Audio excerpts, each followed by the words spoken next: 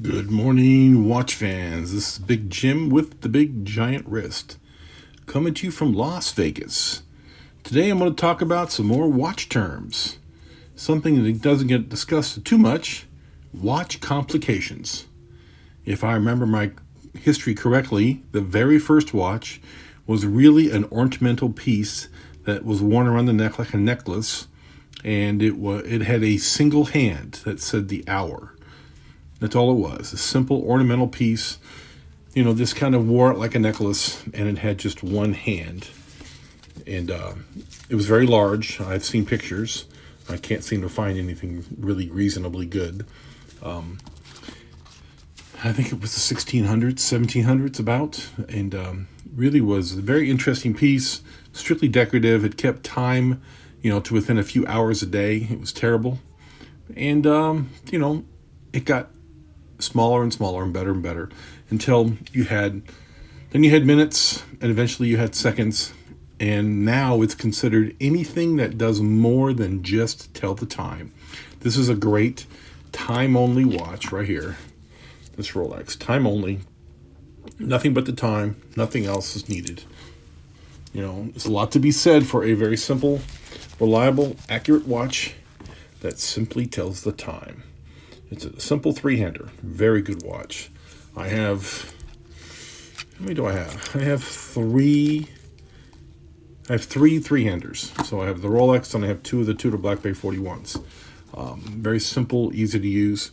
So the most common complication will be just a simple date. And here is just a date right here. Date complication, three-hander with a date complication. All right, very nice. Then you can add the day date, which I am not a fan of. I just don't like the shape. Essentially, it'll say, whatever the day is. Like today is, what day is today? Sunday. It'll say Sunday and the date. So I don't have one because I don't care for that particular complication. I like a date only. So, and then, from there you go, they have the big dates and small dates and the pointer dates and some very bizarre iterations of the date complication. And there are triple calendars and there are perpetual calendars, and I'll put pictures up here. And there are annual calendars, and there's the equation of time, which is a super perpetual calendar complication that is super rare. But I'll put some pictures up here. You guys will get a look at them. So next most common is the chronograph. Here's a nice picture of a chronograph right here. Very nice complications. It's essentially a stopwatch complication, and it can do split seconds, a single seconds, timing up to 60 minutes and longer. There's tachymeter and all kinds of very interesting complications with the chronograph. And of course, dual time zones. That's what these really are great for. The digital watches, they almost all come with a dual time zone. You just have to activate the under mode, and it'll come up. Very hard to see on such a small screen, but I'll put up a dual time zone here. The GMT, with the extra hand, is a great dual time zone, and those are great, beautiful watches. Rolex and everybody makes a nice GMT just about. So the more obscure complications, tourbillons, moon phases, and jump hours. Those are those are beautiful. They're beautiful. They really are. Here's a nice moon phase. The jump hour is a complication in which the hour is displayed in the aperture and instantly changes every 60 minutes. So essentially the hour stays still and it moves its entirety from 10 to 11 once the hour is complete. It doesn't tick around like it does here.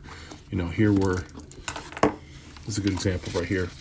If it was 4 o'clock, 4:30, it would still be on the 4.5, and then at 5 o'clock, the entire hour hand will move over to the 5. Very interesting jump hour hand.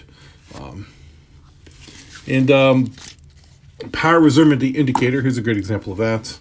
Those are. I used to have one on my one of my Orients had a power reserve indicator. Very nice watch. Favorite cool complications is the alarm. There's a couple of them out there. Here's a really good one right here. JLC makes an alarm watch. It's really, really super cool. And then the Tourbillon was originally designed to kind of correct for the gravitational interference of the Earth.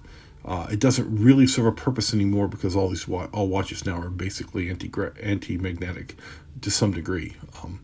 But the Tourbillon was designed to, help make the watch more accurate. Now it's just a beauty mark. Those are the basic complications.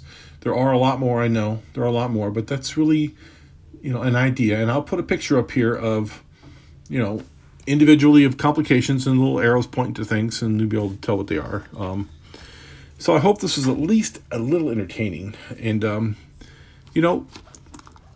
put in the description below what you think is your favorite complication. For me, I'm a simple guy. I like the date complication. It's my favorite complication. I like it. I think an everyday watch should have a date. I have 3 great everyday watches without it, and my absolute favorite all-around watch is this $100 Casio GShock. Easy to read. It's got, the date complication. It's got a digital complication in the sub-dial right there. You can see that right there. It's a really great, great watch. Easy to read, waterproof, which technically at 200 meters and being digital could be another complication, I guess. This is just a really super, super watch. It's on a great bracelet.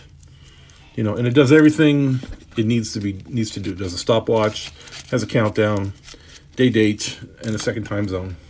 A couple of second time zones. You can pick your time zone. So it's a very, very, very useful watch, and it looks like a regular watch, not just like a digital watch, which I really like. So please, in the comments below, give me your favorite watch complication, and we will see you on the next one.